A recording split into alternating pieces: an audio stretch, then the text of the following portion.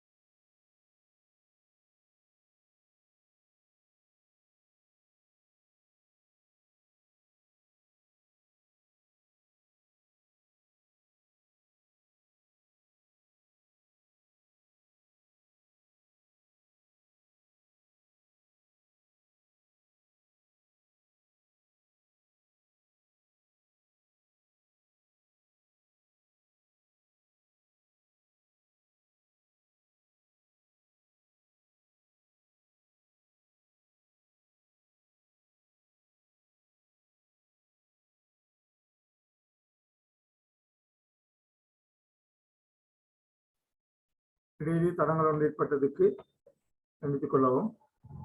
நாங்கள் சென்ற சனிக்கிழமை நடந்து முடிந்த 5 அலகிலே நாங்கள் ஆன்லைன் பரீட்சை ஒன்றை வைத்தோம். கணிசமான மாணவர்கள் அதை பகுப்பாய்வு செய்யும் போது கூடுதலான மாணவர்கள் அரை மணித்தளத்துக்கு முன்னதாகவே பரீட்சையை நிறைவு செய்திருந்தார்கள். ஆகவே நாங்கள் இறுதி வரையும் பரீட்சையிலே இருக்க வேண்டும். ஆன்லைன் பரீட்சை இருந்தாலும் சரி, எங்களது பாடசாலையிலே நடைபெறுகின்ற எந்த பரீட்சையாக இருந்தாலும் திரும்ப திரும்ப நாங்கள் வினாக்களை பரிசீலிப்பதனூடாக சரியான விடையை இனங்காணக்கூடியதாக இருக்கும். அந்த அடிப்படையிலே நான் கடந்த வகுப்புகளிலே பரீட்சைக்கு எவ்வாறு விடையை தெரிவு செய்து கொள்வது, எழுதிக் கொள்வது என்பது சம்பந்தமாக எல்லாம் நாங்கள் உங்களுக்கு ஆலோசனை வழங்கியிருந்தோம். அதன் அடிப்படையிலே எங்களுக்கு இந்த ஆன்லைன் பரீட்சையிலே அதிகமான மாணவர்கள் ஏச்சித்தி எடுக்கவில்லை. இருந்தாலும் கணிசமான மாணவர்கள் பிச்சித்தி, சிச்சித்தியை பெற்றிருந்தார்கள். நான் நினைக்கின்றேன் கூடுதலான அந்த அரை மணித்தளத்துக்குள் நிறைவடைந்த மாணவர்கள் இன்னும் கொஞ்சம் அதை அந்த வினாக்களை பதிவு செய்திருக்கும் போது, திரும்ப திரும்ப பார்த்திருக்கும் போது அவர்களும் கூடுதலான புள்ளிகளை பெறுவதற்கான வாய்ப்பு இருந்திருக்கும். ஆகவே நாங்கள் வினாக்களை மிகவும் ஆழமாக யோசித்துக் கொள்ள வேண்டும், சிந்தித்துக் கொள்ள வேண்டும். நான் சொல்லியிருக்கின்றேன், நீங்கள் சுருக்க விடைகளை, சுருக்க நோட்ஸ்களை எடுத்துக்கொள்ள வேண்டும். அதன் மூலம் நாங்கள் எவ்வாறான வினாக்களையும் நாங்கள் கண்டுகொள்ள முடியும். நாங்கள் இங்கே பார்க்கலாம், ஒவ்வொரு யூனிட்டிலுமிருந்து நாங்கள் 8 வினாக்களை எடுத்திருக்கின்றோம். ஒவ்வொரு யூனிட்டிலும் முதலாவது யூனிட்டிலிருந்து 8 வினா, 2வது அலகிலிருந்து 8 வினா, 3, 4, 5. அந்த அடிப்படையிலே ஒவ்வொரு அலகிலிருந்து நாங்கள் 8 வினாக்களை எடுத்திருக்கின்றோம். உங்களுக்கு பரீட்சைக்கு நிச்சயமாக 1 வினா அல்லது 2 வினாக்கள் வரும். குறைந்தது 1 வினா, கூடியது 2 வினாக்கள் வரும், அல்லது 3 வினா பொது வினாக்களும் வரும். ஆகவே நாங்கள் மிகவும் கவனமாக உங்களது பாடப்பரப்பிலே நீங்கள் கற்றுக்கொள்ள வேண்டும். தரம் 10 10 அலைகளும் தரம் 11 8 அலைகளும் உங்களுக்கு காணப்படுகின்றன. ஆகவே எங்களுக்கு 2ஆம் பகுதிக்கு வினாக்கள் வராவிட்டாலும் நிச்சயமாக 1ஆம் பகுதியிலே 40 வினாக்களிலே பரவலாக அந்த 18 அலைகளிலும் இருந்து வினாக்கள் வரும் என்பதை நாங்கள் கவனத்தில் கொள்ள வேண்டும். கூடுதலான MCQ பயிற்சியை நாங்கள் செய்வதனூடாக அதிகமான MCQ பயிற்சியை நாங்கள் செய்வதனூடாக எங்களது ஞாபக சக்தியையும் விடை எழுதுவ முறைமையை நாங்கள் கண்டுகொள்ளக்கூடியதாக இருக்கும். அந்த அடிப்படையிலே நாங்கள் முதலாவது பார்த்தால் இலங்கையின் புராதன அரசியல் வரலாற்றை கற்போருக்கு மிகவும் பெருமதி வாய்ந்த சாதனமாக கருதப்படுகின்ற வரலாற்று ஏடு. அந்த அடிப்படையில் நாங்கள் பார்க்கலாம்.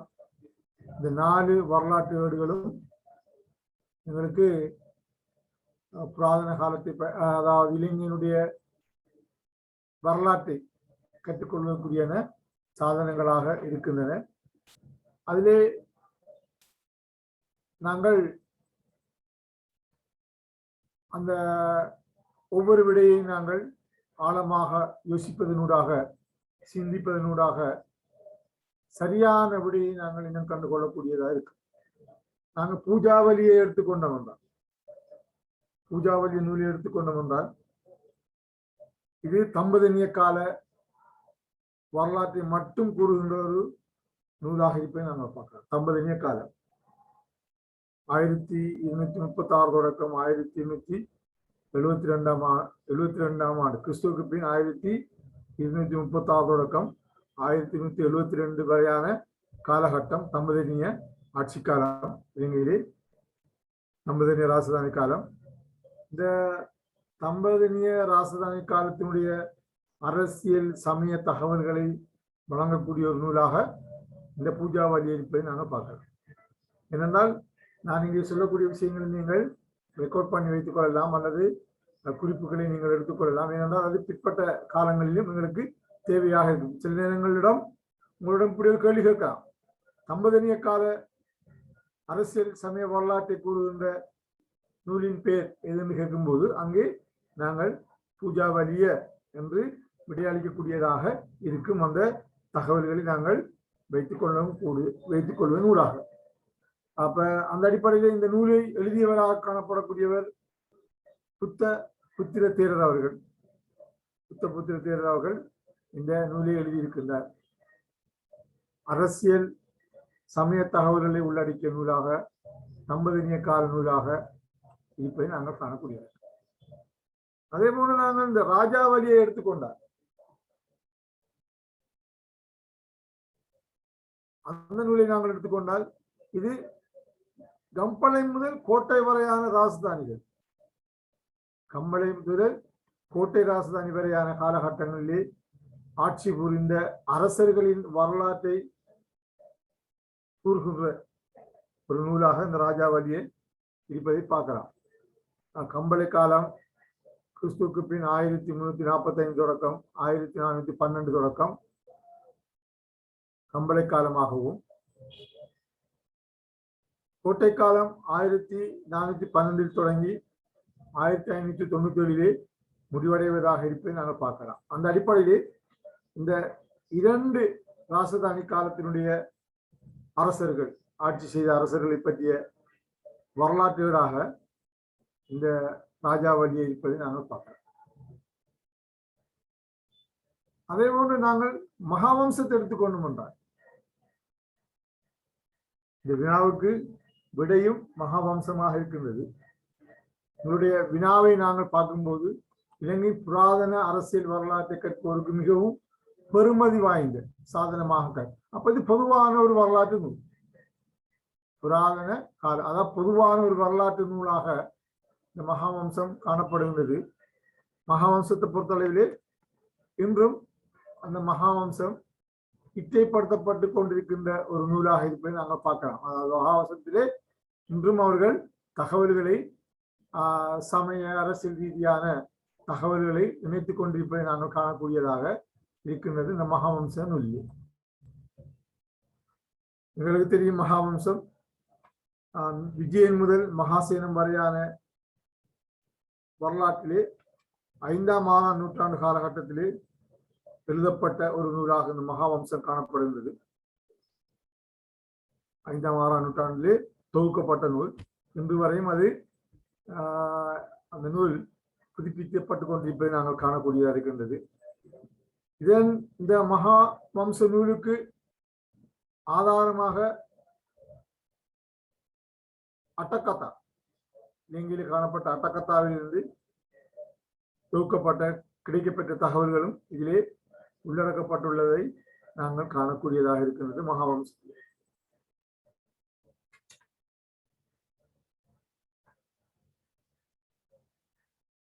மகாவம்சத்தை பொறுத்தளவிலே வில்லியம் ஹேக்கர் என்பவரால் 1988 ஜெர்மன் மொழியிலும் அவை மொழிபெயர்க்கப்பட்டுள்ளதை காணலாம். பாலி மொழியில் அமைந்த நம்பத்தகுந்த ஒரு ஆதாரமாக இது மகாவம்சம் இருக்கிறதை காணக்கூடியதாக இருக்கின்றது. இலங்கையினுடைய வரலாற்று ஆசிரியர்கள் பலரும் மகாவம்சத்தின் மூலம் தகவல்களை பெற்றுக்கொண்டு அவர்களுடைய வரலாற்று செயல்பாடுகளை ஆரம்பிப்பதையும் நடைமுறைப்படுத்துவதையும் வரலாற்று தொகுப்புகளை கூறுவதையும் நாங்கள் காணக்கூடியதாக இருக்கிறது. தேரவாத மத பிரிவினைப்படி மகாநாம தேரர் மகாவிகாரை சார்ந்து நின்று திக்சன பிரிவினாவில் வைத்து இந்த நூலை எழுதினார் என்ற வரலாற்று சம்பவங்களுக்கு தெரியும். அந்த அடிப்படையிலே இந்த மகாவம்சத்திலே 37 அத்தியாயங்கள், அதில் 1 தொடக்கம் 5 வரையானவை இந்தியாவில் பௌத்த மதம் தோன்றி புத்தரை பற்றியதுமான வரலாற்றை கூறுகின்ற விடயமாக அந்த 1 தொடக்கம் 5 வரையான அத்தியாயம் காணப்படுகின்றது. அதே நேரம் 6 தொடக்கம் 10 வரையான அத்தியாயங்கள் இலங்கைக்கு பௌத்த மதம் அறிமுகம் பற்றிய வரலாற்றை கூறுகின்றது. 10 தொடக்கம் 37 வரையான அத்தியாயங்கள் தேவநம்பித்திச காலத்தில் பௌத்த மதம் பரப்பப்படுதல் தொடர்பான விடயங்கள் அடக்கப்பட்டிருப்பதை நாங்கள் காணக்கூடிய. ஆகவே அந்த அடிப்படையில் இந்த வினாவுக்கு பொருத்தமான விடையாகத்தான் அது காணப்படுகிறது. தீபவம்சத்தை பொறுத்தளவில் உங்களுக்கு தெரியும், மகாவம்சத்துக்கு முன்னர் காணப்பட்ட இலக்கிய நூல், இலக்கிய மூலாதாரம். இந்த மூலாதாரத்தினுடைய எழுத்தாளர் யார் என்று இனம் காணப்படாத நிலையிலே ஒரு வரலாற்று நூலாக அந்த தீபவம்சம் இருப்பதை நாங்கள் காணலாம். தீபவம்சத்துக்கு அந்த நூலினுடைய ஆசிரியர் யார் என்ற ஒரு இனம் காண முடியாத நிலை இருப்பதை நாங்கள் காணக்கூடியதாக இருந்தது. கிறிஸ்துவுக்கு பின் 4ஆம் நூற்றாண்டில் அது எழுதப்பட்டது. அந்த நூலும் 1ஆம் மகாசேனன் வரையான வரலாற்றை கூறுகின்றது. புராதன காலம் தொடக்கம் மகாசேனன் வரையான காலகட்டத்தை குறிப்பதாக அந்த நூல் அமைந்து காணப்படுவதை நாங்கள் பார்க்கலாம். இந்த துட்டகைமனு இல்லாளன்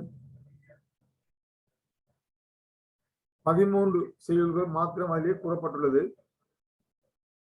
அந்த அடிப்படையில் அதுவும் ஒரு அரைகுறை நூலாக இந்த தீபவம்சம் காணப்படுகின்றது. அந்த அடிப்படையில் ஒரு முழுமையான வரலாற்று தகவலாக இன்று வரையும் பெருமதி மிக்கதாக தகவல்கள் தரக்கூடிய நூலாக மகாவம்சம் காணப்படுவதை நாங்கள் பார்க்கிறோம். இங்கே பாருங்கள், இந்த விடயத்திலே நாங்கள் 4 இலக்கிய நூலங்களை பற்றியும் விரிவான தகவல்களை இங்கே பார்த்திருக்கின்றோம்.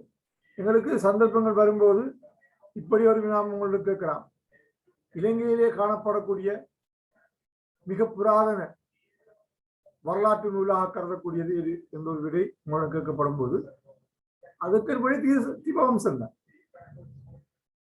ஆகவே அந்த வினாக்களை பொறுத்து விடைகளை நாங்கள் எழுதக்கூடியவர்களாக இருத்தல் வேண்டும். அடுத்த வினாவை நாங்கள் பார்க்கும்போது 2வது வினா,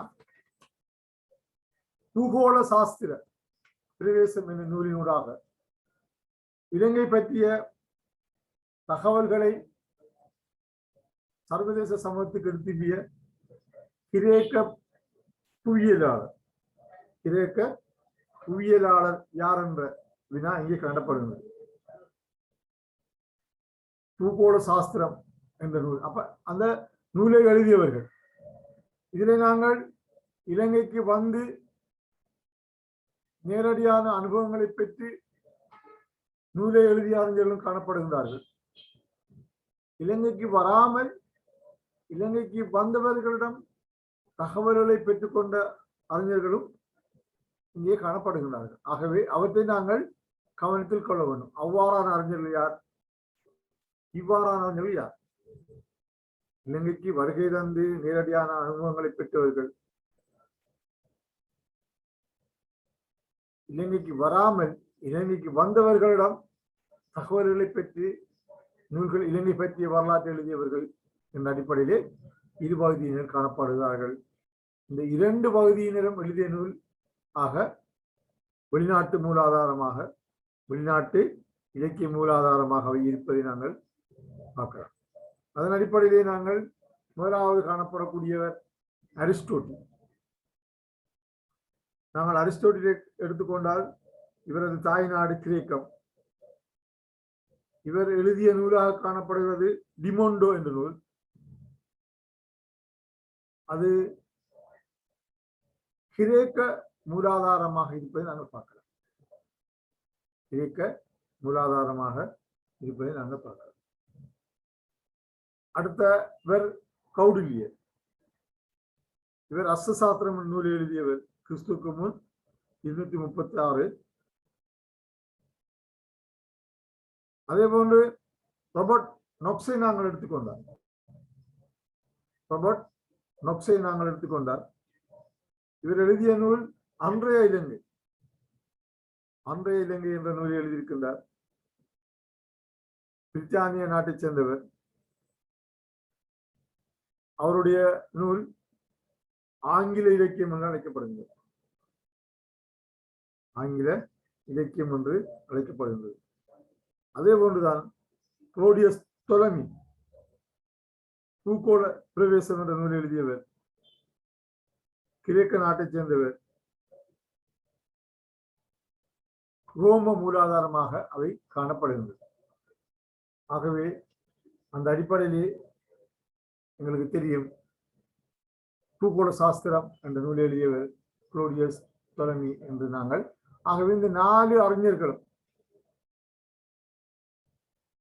உடைய நூல்கள், அவருடைய காலங்கள், அவற்றை பற்றி நாங்கள் பகுப்பாய்வு செய்வதனூடாக ஒரு சிறந்த விடையை நாங்கள் பெற்றுக்கொள்ளக்கூடியதாக இருக்கு. அடுத்த வினாவை நாங்கள் பார்த்தோம் என்றால் 3வது வினா, புராதன இலங்கை வெளிநாடுகளுடன் கொண்டிருந்த வர்த்தக உறவினை உறுதிப்படுத்தும் சான்றாக அமையும் தொல்பொருள் மூலாதாரம் பின்வருவற்றில் இது. முதலாவது நாங்கள் தொல்பொருள் மூலாதாரம் என்றால் என்னென்று எங்களுக்கு தெரிய வேண்டும். மனதிலே நாங்கள் நினைத்திருப்போம். மூலாதாரங்கள் 2 வகைப்படும். இலக்கிய மூலாதாரம், தொல்பொருள் மூலாதாரம். நூல் வடிவிலான, புத்தக வடிவிலான, எழுத்து வடிவிலான, அதாவது நூல் புத்தக வடிவிலே காணப்படக்கூடியதை நாங்கள் புத்தக வடிவிலும் இருக்கலாம்.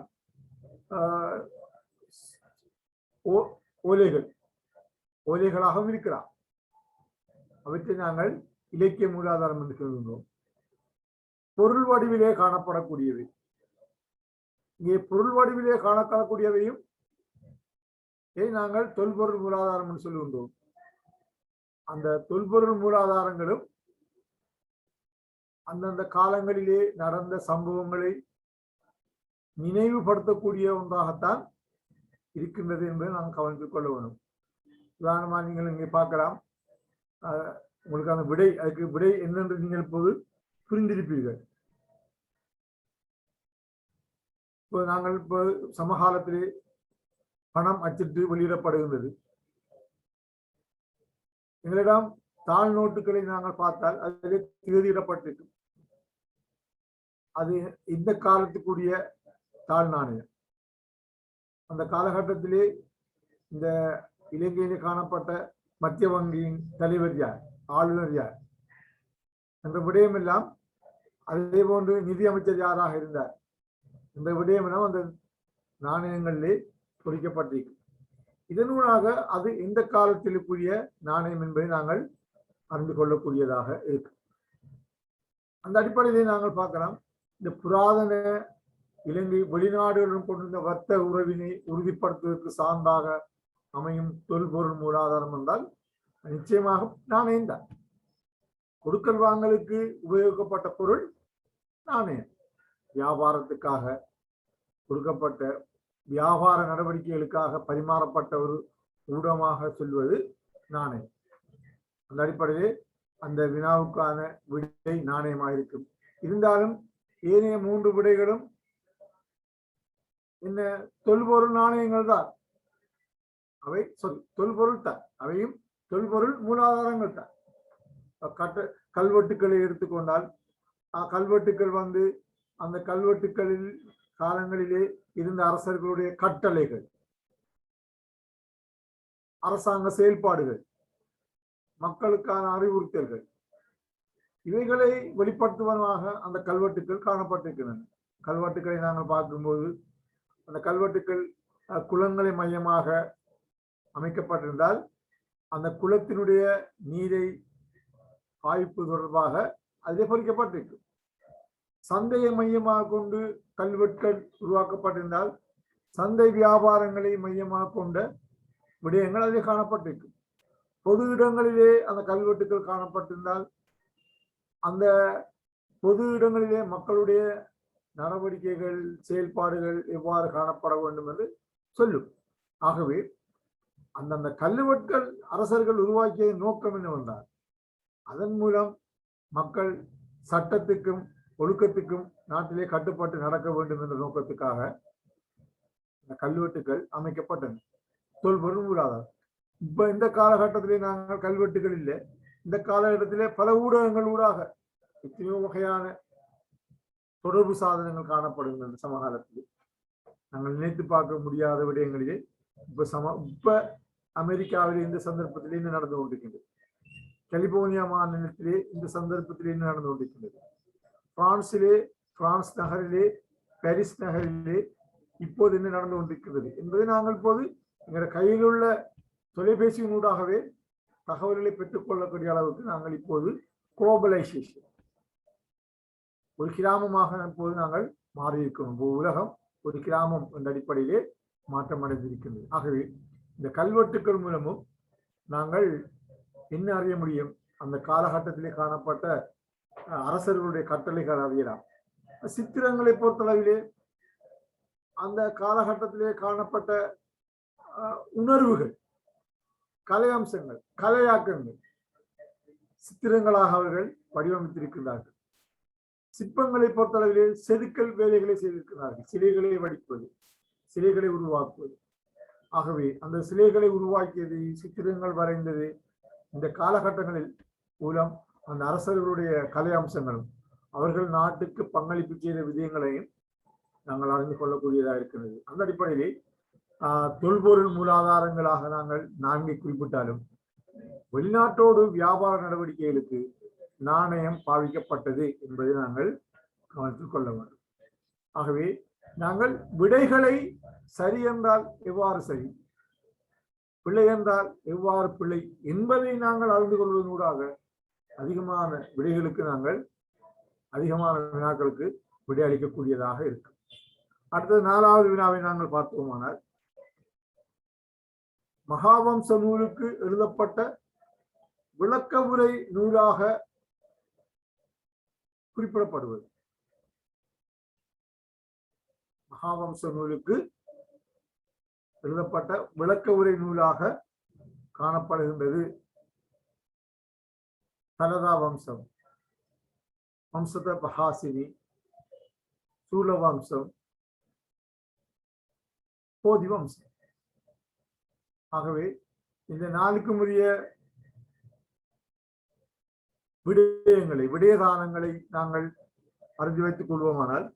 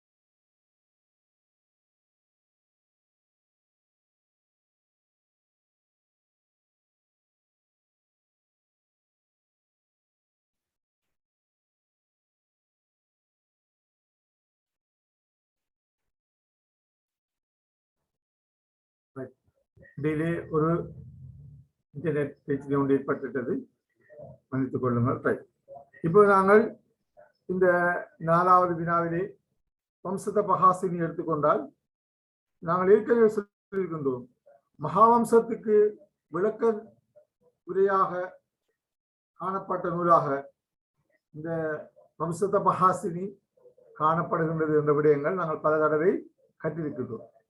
அதே போன்று சூலவம்சத்தை நாங்கள் எடுத்துக்கொண்டால், சூலவம்சத்தை பொறுத்தவரையிலே தர்மகீர்த்தி தேரரால் எழுதப்பட்ட நூலாக காணப்படுகின்றது.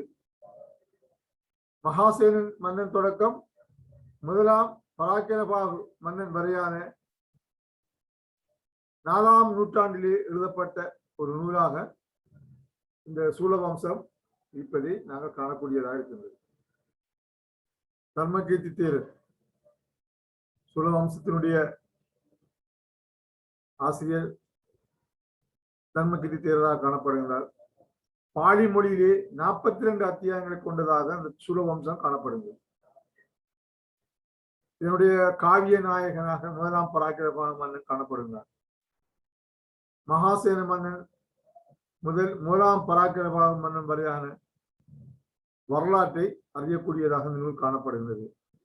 கிறிஸ்துவுக்கு பின் 4ஆம் நூற்றாண்டு தொடக்கம் 18ஆம் நூற்றாண்டு வரையான வரலாற்றியல் தகவல்களையும் இந்த நூல் தருகின்றது. சூலவம்சம் இப்போது இது முடிவிட்ட நூல், ஆனால் இன்று வரையும் தகவல்களை கொண்டிருக்கக்கூடிய நூலாக இருப்பதை நாங்கள் மகாவம்சத்தை கொண்டோம். அதே போன்று இந்த போதி வம்சத்தை நாங்கள் எடுத்துக்கொண்டால், உபதிஸ்ஸ தேரர் மகாபோதியின் பிக்குகளின் வரலாறு பற்றிய இந்த நூலாக போதி வம்சம் இருப்பதை நாங்கள் பார்த்தோம். உபதிஸ்ஸ தேரரினால் எழுதப்பட்ட நூல் மகாபோதி பிக்குகளினுடைய வரலாறு பற்றிய தகவல்களை கொண்டதாக போதி வம்சம் இருப்பதை நாங்கள் காணக்கூடியதாக இருக்கு. 5வது வினாவை நாங்கள் எடுத்துக்கொண்டோமானால், இலங்கையின் வரலாற்றை கற்கும்போது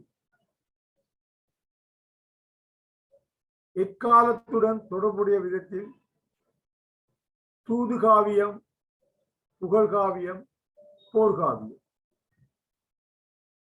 ஆகிய மூலாதாரங்கள் முக்கியத்துவமுடையதாக விளங்குகின்றன.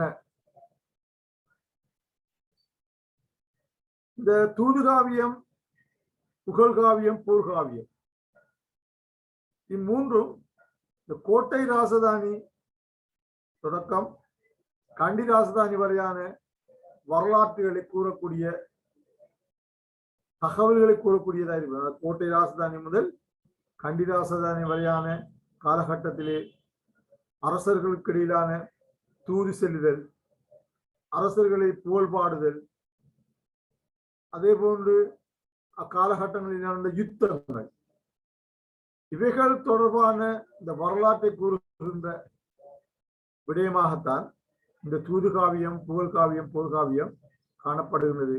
இவைகள் கூடுதலாக பயன்படுத்தப்பட்ட எழுதப்பட்ட காலகட்டமாக இந்த கோட்டை ராசதானி முதல் கண்டி ராசதானி வரையான, எங்களுக்கு தெரியும் எங்களது நாட்டிலே இறுதியான ராசதானி கண்டி ராசதானி, இறுதியான ராசதானி கண்டி ராசதானி. ஆகவே கோட்டை முதல் கண்டி வரையான ராசதானி வரலாற்றை கூறுகின்ற நூலாகத்தான் இந்த தூதுகாவியம், போர்காவியம், போர்காவியங்கள் இருப்பதை நாங்கள் காணக்கூடியதாக இருக்கின்றது. அந்த அடிப்படையிலே நாங்கள் 4வது விட எங்களுக்கு வரும். இருந்தாலும் இந்த அனுராதபுர காலம் முதல் இந்த கோட்டை காலம் வரை சமயம் தொடர்பான நூல்கள் அதிகம் எழுதப்பட்டிருப்பதை நாங்கள் பார்க்கலாம். அனுராதபுரம் இலங்கையினுடைய முதலாவது ராசதானி, உலர்வலயத்திலே முதலாவது ராசதானி பண்டுகாவிய மன்னனால் ஆரம்பித்து வைக்கப்பட்டது என்ற வரலாற்று சம்பவத்தை நாங்கள் படித்திருக்கின்றோம். அனுராதபுர ராசதானி தொடக்கம் கோட்டை ராசதானி வரையான காலகட்டங்கள் கூடுதலான சமயம் தழுவியதாக அந்த நூல்கள் அமைந்திருப்பதை நாங்கள் பார்க்கலாம். அதே போன்று 2வது ராசதானி தான் பொலனறுவை. பொலனறுவை ராசதானி தொடக்கம் தம்பதினியராக அடுத்ததாக பொலனறுவைக்கு பின்னர் உருவாக்கப்பட்ட தம்பதினி ராசதானி ஈரவலயத்தை நோக்கி நகர்கள், அதாவது உலர்வலய புராதன நகரங்களின் வீழ்ச்சியும் தென்மேற்கில் புதிய ராஜ்யங்களில் தோற்றம் என்ற அந்த அலகிலே அந்த விடயங்கள் தெளிவாக சொல்லப்பட்டிருக்கின்றன. உலர்வலயத்திலிருந்து அந்நியருடைய படையெடுப்பு காரணமாக மகான் படையெடுப்பு காரணமாக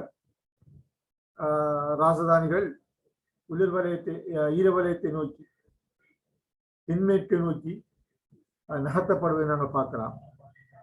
ஆகவே அந்த காலகட்டங்களுடைய வரலாற்று சம்பவங்களை கூறுவதாக சில நூல்கள் எழுதப்பட்டிருக்கின்றன. அதே போன்று தம்பதினிய கண்டிராட்சியம் தம்பதினியுடைய தம்பதிராட்சியம் ஈரவலய காலப்பகுதியிலே ஆட்சியாளர்களுடைய ஆட்சி அதிகாரங்கள் ஈரவலய பிரதேசங்கள் கண்டி தம்பதினிய ராஜதானி தொடக்கம் கண்டி ராஜதானி வரை அநேகமாக ஈரவலய பிரதேசத்திலே காணப்பட்ட ராஜதானிகள். இங்கே ஆட்சி அதிகாரங்கள் எவ்வாறு காணப்பட்டிருந்தன என்பதை விளக்குகின்ற விடயமாக அந்த காலத்தினுடைய தூது புகழ் போன்றவைகள் இருப்பதை நாங்கள் காணக்கூடியதாக இருக்கிறது. ஆகவே அந்த அடிப்படையிலே இலங்கையின் வரலாற்றை கற்கும்போது பின்வரும் இக்காலகட்டத்துடன் தொடர்புடைய விதத்திலே இந்த தூது காவியம், புகழ் காவியம், போர்க்காவியம் ஆகிய மூலாதாரங்கள் முக்கியத்துவமாக விளங்கின என்ற வினாவுக்கு கோட்டை தொடக்கம் கண்டி ராஜதானி என்பது சரியான விடையாக இருக்கும். அதே போன்றுதான் நாங்கள் 6வது வினாவை எடுத்துக்கொண்டால் இலங்கையிலே அமைக்கப்பட்டதாக கூறப்படும் இலங்கையிலே அமைக்கப்பட்டதாக கூறப்படும் மிக நீளமான கற்புத்தகம் மிக நீளமான கற்புத்தகம் இதுக்கு உரித்துடைய மன்னன் யார் என்று கேட்கப்படுகிறது. உரித்துடைய மன்னன் யார் என்று கேட்கப்படுகின்றது. எங்களுக்கு அனைமானவர்களுக்கு விடை தெரியும். அந்த அடிப்படையிலே மகாபராக்கிரபா மன்னனை எடுத்துக்கொண்டால் அந்த மன்னன் சங்கம கல்வெட்டை செய்திருக்கிறான். கீர்த்திஸ்ரீ நிசங்கமல்ல மன்னன் புலனறுவை கால ஆட்சியின் போது இந்த கல்புத்த என்று சொல்லப்படும் இந்த கல்புத்தத்தை அமைத்ததாக சொல்லப்படுகின்றது. இந்த 5ஆம் காசியப்ப மன்னன் கொண்டு ஓட்டுவான் கல்வெட்டை உருவாக்கி செதுக்கி அதிலே மரம் செடி கொடிகள் மாமை செய்யப்படுவதாக வரலாற்று சம்பவம் சொல்லப்படுகின்றது. அதே போன்று 3ஆம் உதய மன்னனை நாங்கள் எடுத்துக்கொண்டால் புத்தன்கல கல்வெட்டை ஏற்படுத்தி அதனூடாக காட்டு மரங்களை வெட்டக்கூடாது என்ற அடிப்படையிலே அந்த மன்னன் சில விடயங்களை செய்துள்ளதாக வரலாற்று தகவல் காணப்படும். ஆகவே மன்னர்களுடைய விடயங்கள் மன்னர்களுடைய கல்வெட்டுக்கள் காலகட்டம் அது கல்வெட்டினுடைய நோக்கம் கல்வெட்டிலே குறிப்பிடப்பட்டுள்ள விடயங்கள் இவைகள் பற்றிய தகவல்களை நாங்கள் பெற்றுக்கொள்வதனூடாக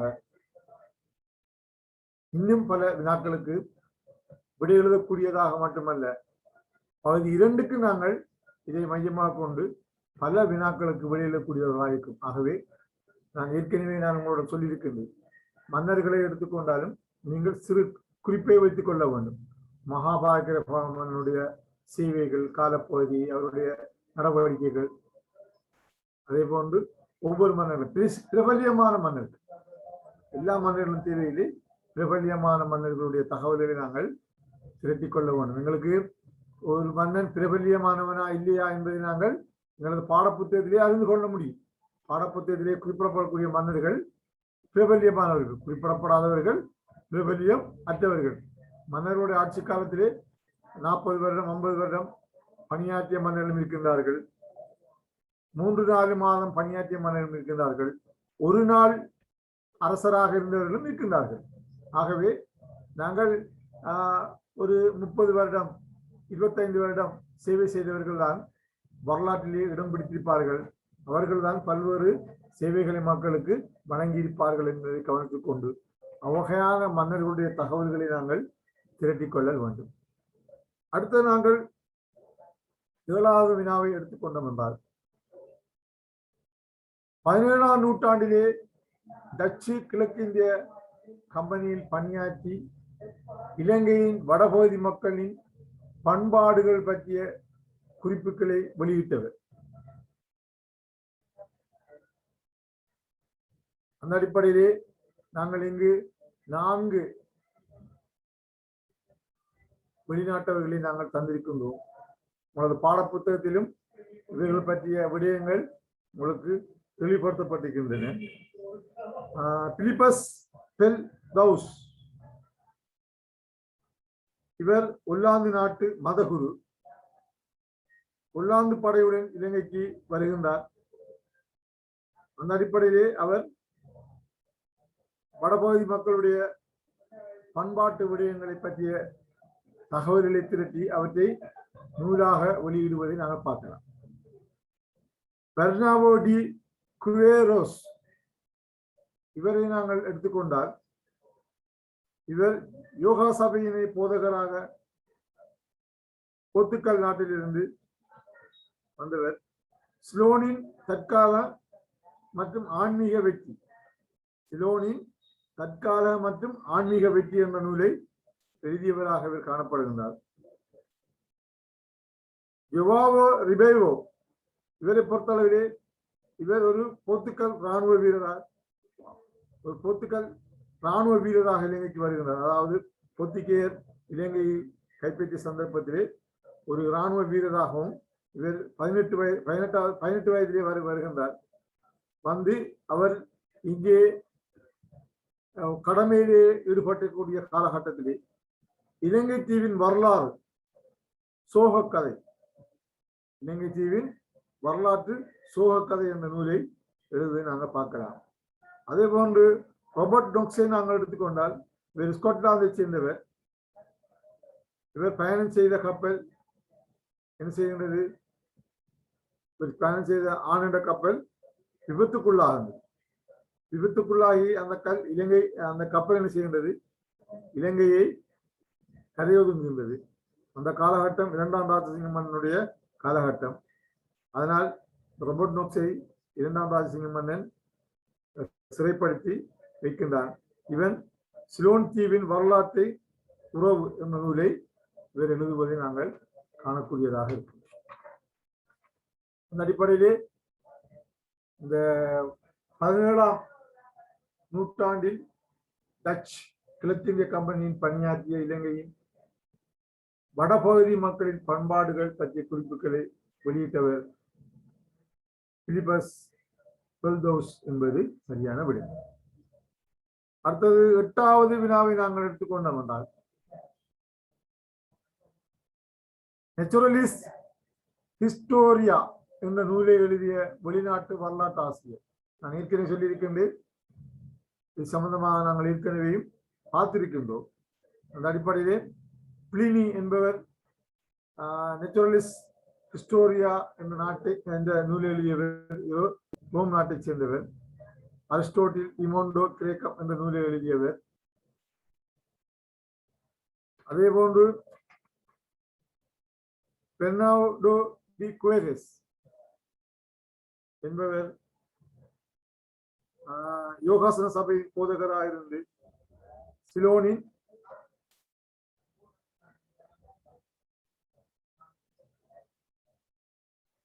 அதாவது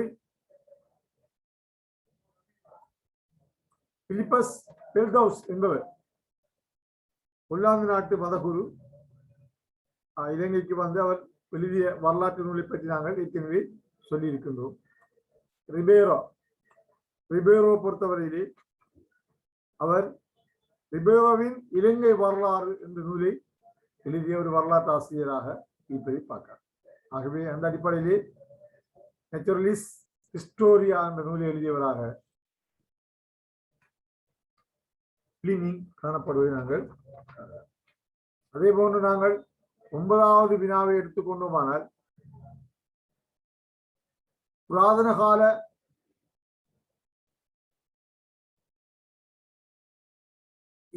இப்போது நாங்கள் அந்த 8 வினாக்கள் முதலாம் பகுதி, அதாவது முதலாவது அழகுக்குரிய வினாக்களாக இந்த 8 வினாக்களும் நிறைவடைந்திருப்பதை நாங்கள் பார்க்கலாம். வரலாற்றை கற்பதற்கான மூலாதாரங்கள் வரலாற்றை கற்பதற்கான மூலாதாரங்கள் என்ற அடிப்படையில் நாங்கள் அந்த 8 வினாவையும் தொகுத்திருந்தோம். அந்த 8 வினாக்களை நாங்கள் இது போன்று பல வினாக்கள் உங்களுக்கு கிடைக்கக்கூடியதாக இருக்கும். அந்த சந்தர்ப்பங்களிலே நீங்கள் அது சம்பந்தமான சுருக்க விடைகளை நீங்கள் எழுதி கொண்டு திரும்ப திரும்ப பார்ப்பதன் மூலமாக நாங்கள் MCQக்கு விடையளிக்கக்கூடியவர்களாக மாறுவோம். அது மட்டுமல்லாமல் பகுதி 2க்கும் விடையெழுதக்கூடியவர்களாக நாங்கள் தயாராகி கொள்ளலாம். ஆகவே நாங்கள் அதிகம் MCQவை செய்யக்கூடியவர்களாக நாங்கள் மாற வேண்டும். நான் சொல்லியிருக்கின்றேன், நீங்கள் விடையை மட்டும் பார்த்தால் சரி வராது. அந்த விடைக்குரிய காரணங்களை தேட வேண்டும். பிழையான விடை என்றால் ஏன் பிழை என்பதை நாங்கள் காரணம் தேட வேண்டும். சரியான விடை என்றால் எப்படி சரி என்று நாங்கள் காரணத்தை தேட வேண்டும். காரணத்தை தேடுவதன் மூலம் நாங்கள் சரியாக விடையை இனம் கண்டு கொள்ளக்கூடியவர்களாக நாங்கள் மாறுவோம். ரைட், இப்போது நாங்கள் 9வது வினாவை எடுத்துக்கொண்டோமானால், புராதன கால அதாவது இலங்கையின் குடியேற்றங்கள் ஓர் தொடர்பான வினாவாக காணப்படுகிறது. இலங்கையின் குடியேற்றங்களோடு தொடர்புடைய 2ஆம் அலகு இலங்கையின் குடியேற்றங்களோடு தொடர்புடைய வினாவாக இது காணப்படுகின்றது. புராதன கால எந்த சூழல் வலயத்திலே சீகிரிய பொத்தன அலிக்கல என்ற குகைகள் அமைந்துள்ளன? எங்களுக்கு தெரியும், நாங்கள் இலங்கையினுடைய புராதன கால மக்களுடைய வாழ்விடங்களை பற்றி நாங்கள் கற்கும் போது இலங்கையினுடைய குடியேற்றங்கள் என்ற அடிப்படையிலே இலங்கையின் கற்கால மனிதன் வாழ்ந்த சுற்றாடல் வலயங்கள் என்று கற்கால மனிதர்கள் வாழ்ந்த சுற்றாடல் வலயங்கள், அரைவரல் வலயம், தாழ்நில உலர் வலயம், தாழ்நில இடை உலர் வலயம், வரல் வலயம், மலைநாட்டு இடை உலர் வலயம், ஈர வலயம் என்று நாங்கள் புராதன குடியேற்றங்களை அமைத்திருந்தார்கள், வாழ்ந்தார்கள் மக்கள், புராதன கால மக்கள் வாழ்ந்தார்கள் என்று படித்திருக்கின்றோம். அந்த அடிப்படையிலே நாங்கள் இந்த புராதன கால இச்சூழல் வலயத்தில் இந்த சீகிரிய பொத்தன அலிகர போன்ற இடங்கள் அமைந்துள்ள குகைகளிலே வாழ்ந்தார்கள் மக்கள் என்று நாங்கள் கற்றிருக்கின்றோம். குகைகளிலே இந்த குகைகள் அமைந்துள்ள வலயம்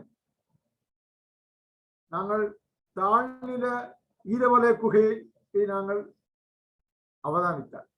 தாழ்நில ஈரவலய குகைகளை நாங்கள் அவதானிக்கும் போது அங்கே காணப்பட்ட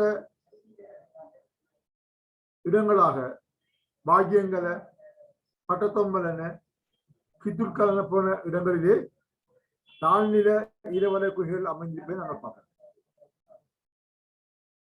தாழ்நில ஈரவலய குகைகள் அமைந்துள்ள பிரதேசமாக பாக்கியங்கல, பட்டத்தொம்பலன, கித்துர்கலன போன்ற பிரதேசங்கள் காணப்படுகின்றன.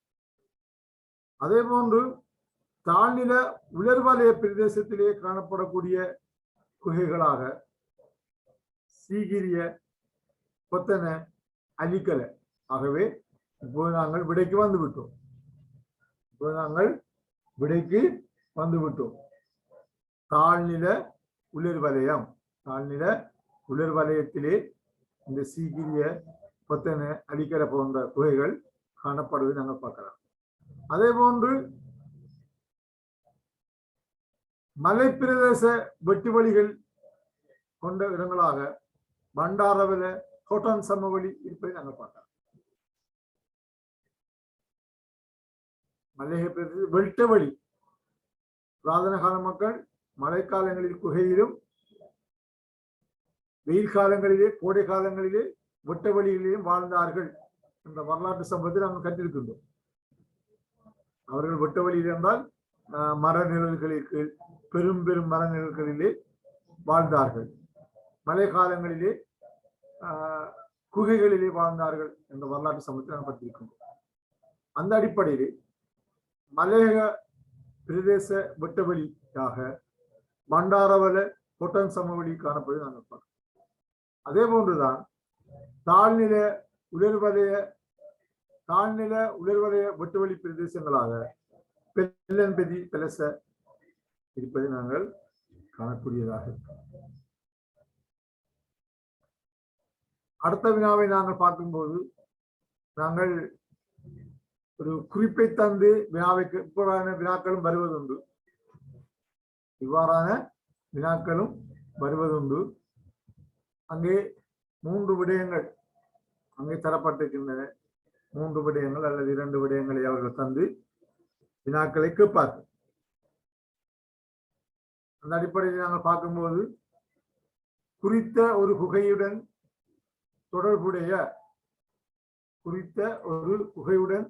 தொடர்புடைய சில தகவல்கள் பின்வரும் கூற்றுக்கள் மூலம் தரப்பட்டுள்ளன.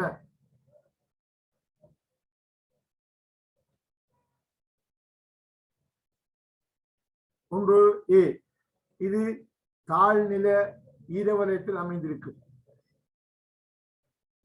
இதில் கற்கால மனிதன் பாவித்த சிப்பி அட்டியல் ஆபரணம் கண்டெடுக்கப்பட்டிருக்கும். இதில் செந்நிறம் தீட்டப்பட்ட மனித எலும்புக்கூடுகள் கண்டெடுக்கப்பட்டிருக்கும். இக்குகையின் பேர் என்ன? அதாவது புராதன கால மக்கள் கீழே காணப்படக்கூடிய 4 குகைகளிலே வாழ்ந்தார்கள் என்ற வரலாற்று சம்பவத்தை நாங்கள் படித்திருக்கின்றோம். பத்திராஜவல குகை, புந்தல வெள்ள கங்கொட குகை,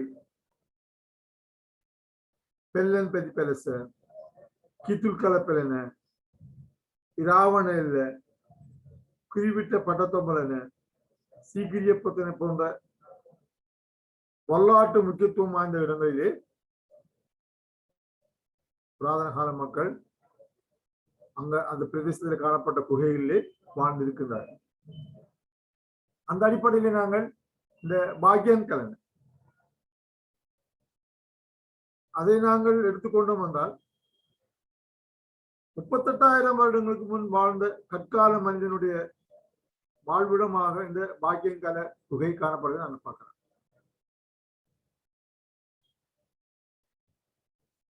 இது தாழ்நில ஈர்வலயம்.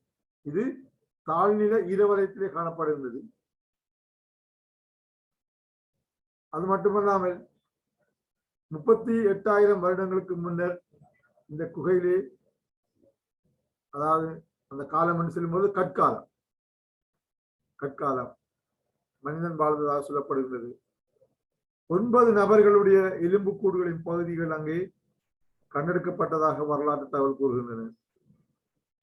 சிவப்பு நிறப்பாறை உராய்ந்து பூசப்பட்ட மண்டையோடு அந்த பிரதேசத்திலே அந்த குகையிலே கிடைக்கப்பட்டதாக சொல்லப்படுகின்றது. சிப்பி அட்டியல் ஆபரணம் கற்கால மனிதன் பாவித்ததாக சொல்லப்படுகிறது.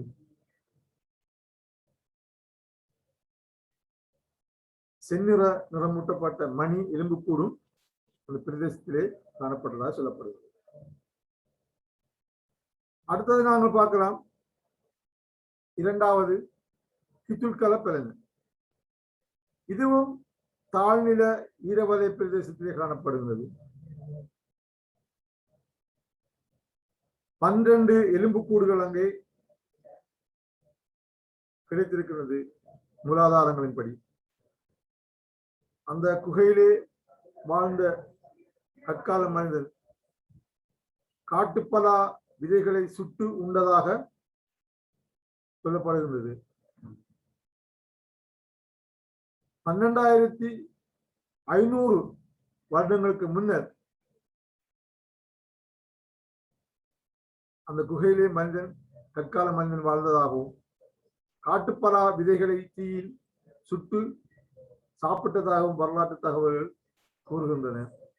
அது மட்டுமல்லாமல் உப்பு கலந்த நத்தைகளின் எச்சங்களை அந்த கற்கால மனிதன் உண்டிருக்கின்றான் என்று சொல்லப்படுகிறது.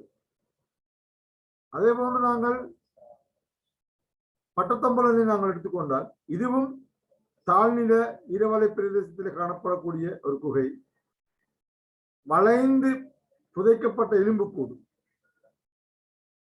வளைந்து புதைக்கப்பட்ட எலும்புக்கூடு அந்த குகையிலிருந்து கண்டெடுக்கப்பட்டிருந்தது குறிப்பிட்ட பட்டத்தொம்பலன்.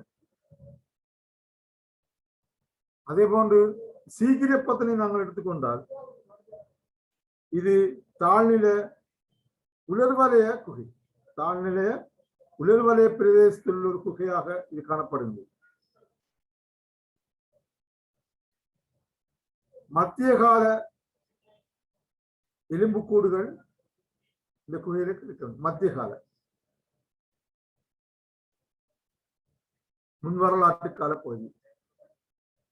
பகுதியிலே இந்த குகையிலே மக்கள் வாழ்ந்ததாகவும் அங்கே காணப்பட்ட எலும்புக்கூடு ஆதாரமாக உள்ளதை காணலாம். அந்த அடிப்படையிலே எங்களது 10வது வினாவுக்கான விடையாக காணப்படுவது பாக்கியங்கலன என்பது சரியாக விடையாக காணப்படும். இப்போது நேரம் 9 மணியாக இருப்பதனால் நாங்கள் இத்தோடு நிறைவு செய்து கொள்வோம். அடுத்த வகுப்பிலே நாங்கள் இதை தொடரலாம். நன்றி, வணக்கம்.